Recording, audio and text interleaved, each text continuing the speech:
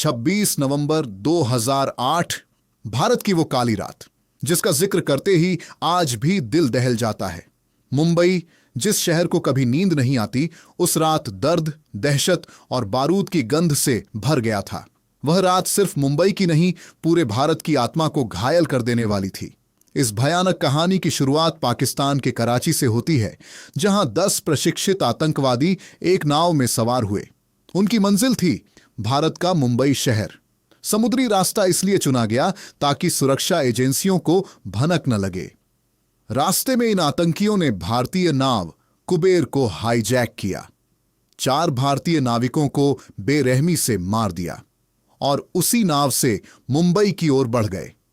जैसे जैसे वे किनारे के करीब पहुंच रहे थे, रात गहराती जा रही थी और एक काला तूफान चुपचाप शहर की ओर सरक रहा था। रात करीब 8 बजे आतंकी कोलाबा के पास कफ परेड के मछली बाजार में उतरे।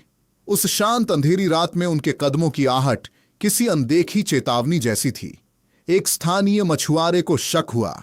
उसने पुलिस को फोन किया, लेकिन दुर्भाग्य से उस चेतावनी को गंभीरता से नहीं लिया गया। शायद उसी पल कार्रवाई हो जाती तो इतिहास कुछ और लिखा जाता, मगर किस्मत ने उस शहर के लिए कुछ और तय कर रखा था। जमीन पर उतरते ही ये 10 आतंकी 4 समूहों में बंट जाते हैं। हर समूह का अलग लक्ष्य। लियोपोल्ड कैफे, CST स्टेशन, ताज होटल, ओबेरॉय, ट्राइडेंट और नरीमन हाउस। और अब शुरू होने वाला था 60 घंटे का वह तांडव जो दुनिया ने पहले कभी नहीं देखा था। सबसे पहले हमला हुआ लियोपोल्ड कैफे। विदेशी और भारतीय पर्यटकों से भरी उस जगह पर लोग हंस रहे थे, खाना खा रहे थे, बातें कर रहे थे, और तभी अचानक गोलियों की तेज आवाज गूंजी। 2 आतंकियों ने कैफे में घुसते ही बिना रुके गोलियां बरसाईं।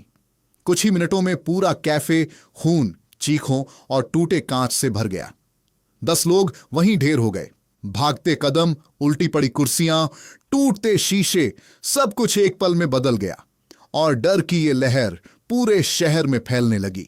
इसके तुरंत बाद रुख होता है देश के सबसे व्यस्त स्टेशन CST का। हजारों लोग अपनी अपनी ट्रेनें पकड़ने में लगे थे। किसी को अंदाजा नहीं था कि अगले पल प्लेटफॉर्म पर मौत उतरने वाली है।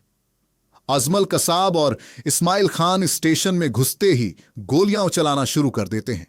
लोग भागते हैं, गिरते हैं, किसी का हाथ छूटता है, कोई बच्चे को उठाकर दौड़ रहा है, पर गोलियां रुकती नहीं। कुछ ही समय में 58 लोग जान गंवा चुके थे। CCTV फुटेज में कसाब के चेहरे पर दिखती ठंडक और उसके हाथ में हथियार, यह मंजर पूरी दुनिया ने देखा और शायद कभी नहीं भूला। शहर अब दहशत से जकड़ चुका था। अगला निशाना मुंबई की शान ताजमहल पैलेस होटल। यह ऐतिहासिक भव्य इमारत जहां उस समय विदेशी मेहमान, बड़े व्यापारी, पर्यटक और परिवार मौजूद थे। रेस्टोरेंट में लोग खाना खा रहे थे और अचानक गोलियों की आवाज, फिर धमाकों की गूंज। गलियारों में धुआं फैलने लगा। किसी कमरे के बाहर अचानक कदमों की परछाई, किसी दरवाजे का धीरे से खुलना। अंदर छिपे लोग सांस रोककर सुनते रहे कि बाहर कौन है, मदद या मौत। ताज का मशहूर गुंबद आग की लपटों में जलने लगता है। टीवी पर लाइव तस्वीरें आ रही थीं। हर घर, हर आंख उस गुंबद की चिंगारियों में अपने आंसू देख रही थी। ताज में कई लोग बंधक बनाए गए, कई मारे गए। होटल के कर्मचारी अपनी जान पर खेलकर मेहमानों को बचाने में लगे रहे। हेड शेफ हेमंत ओबेरॉय ने बताया, उन्होंने 30 लोगों को अपनी आंखों के सामने मरते देखा, फिर भी बाकी को बचाने के लिए दौड़ते रहे। किसी कमरे में घुटनों के बल चलता कमांडो, किसी सीढ़ी के मोड़ पर गिरा हुआ सामान, किसी कॉरिडोर में रह रहकर बजती मोबाइल की रिंग, जिसे सुनकर छिपे लोग डर से अपने फोन बंद कर दे रहे थे। ये सारी आवाजें उस रात की सिहरन बन गईं। उसी समय ओबेरॉय और ट्राइडेंट होटल में भी गोलियां गूंज रही थीं। वहां भी कई मेहमान बंधक थे।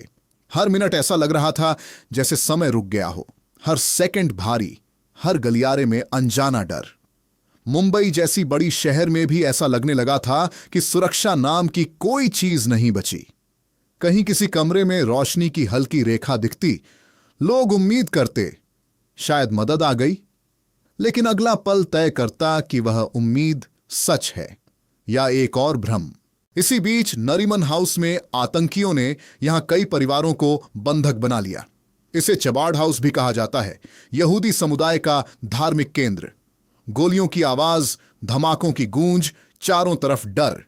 एनएसजी कमांडो को हेलीकॉप्टर से पास की इमारत पर उतारा गया ताकि ऊपर से एंट्री मिल सके। हर कदम पर खतरा था। 2 आतंकी मार गिराए गए, लेकिन कई बंधक नहीं बच सके। और यहीं से उभरती है सबसे भावुक कहानी 2 साल के बच्चे मोशे की, जिसके माता पिता मारे गए, पर वह बचे हुए खामोश कमरे में रोता रोता किसी तरह सुरक्षित बाहर निकाला गया। उसकी वह तस्वीर जिसमें वह किसी के कंधे से चिपका है, 26 नवंबर की सबसे दर्दनाक याद बन गई। शहर की सड़कों पर भी दहशत फैल चुकी थी। विले पार्ले और बोरी बंदर में 2 टैक्सियां बम से उड़ाई गईं। धुएं का घना बादल, दूर तक भागते कदम और सायरन की लगातार आवाज। कामा अस्पताल के पास मुठभेड़ में बहादुर पुलिस अधिकारियों को अपनी जान देनी पड़ी।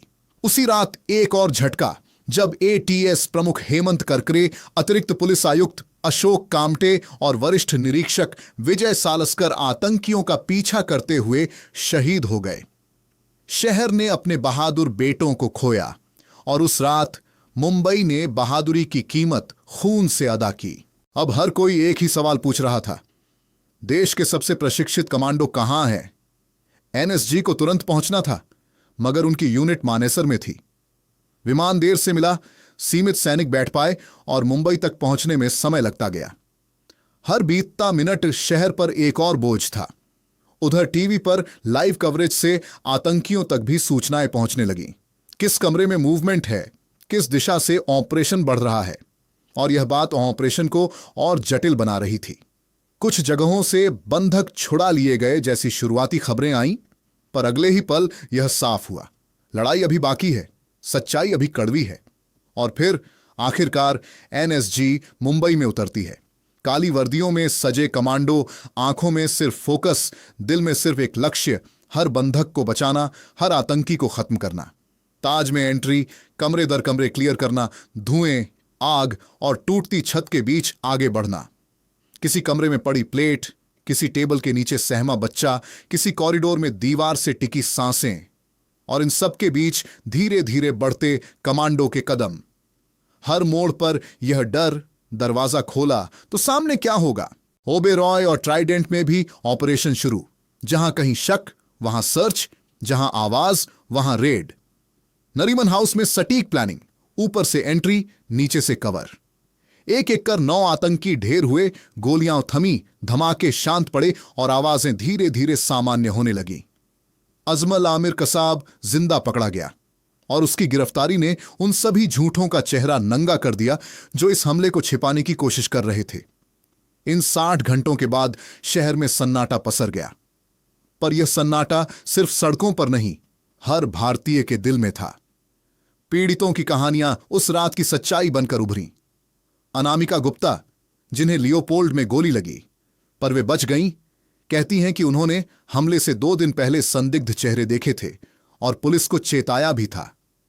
एक युवती अंजलि, जिसके पिता उसकी मां को स्टेशन पर छोड़ने आए थे और उसी वक्त आतंकियों की गोली का शिकार हो गए। ताज के अनगिनत कर्मचारी, जिन्होंने किसी अपने की तरह मेहमानों को बचाने की कोशिश की। इन कहानियों में कहीं डर है, कहीं साहस, कहीं गुस्सा और सबसे ज्यादा एक शहर का न टूटने वाला हौसला। 26 नवंबर के बाद देश बदला। मुंबई में हजारों सीसीटीवी कैमरे लगाए गए, तटीय सुरक्षा मजबूत हुई, 4 बड़े शहरों में एनएसजी हब बनाए गए, रेलवे स्टेशनों पर स्कैनर और मेटल डिटेक्टर लगे, एजेंसियों के बीच समन्वय बेहतर हुआ। शहर ने अपनी कमजोरियों को पहचाना और उन्हें ताकत में बदलने की कोशिश की, क्योंकि उस रात ने सिखाया, सुरक्षा में छोटी सी लापरवाही की कीमत बहुत बड़ी होती है। 26 नवंबर सिर्फ एक आतंकी हमला नहीं था, यह चेतावनी थी, एक सबक था। आतंकवाद इंसानियत नहीं, सिर्फ खून और तबाही देखता है, और उसके खिलाफ सबसे बड़ा हथियार है हमारी एकजुटता, हमारी सतर्कता और हमारा साहस। अगर आपको यह कहानी अच्छी लगी हो तो इसे शेयर करें और कमेंट में बताएं 26 नवंबर की कौन सी घटना ने आपको सबसे ज्यादा झकझोर दिया। क्योंकि कुछ कहानियां सिर्फ सुनी नहीं जाती, उन्हें याद रखा जाता है ताकि वे फिर दोहराई न जाएं।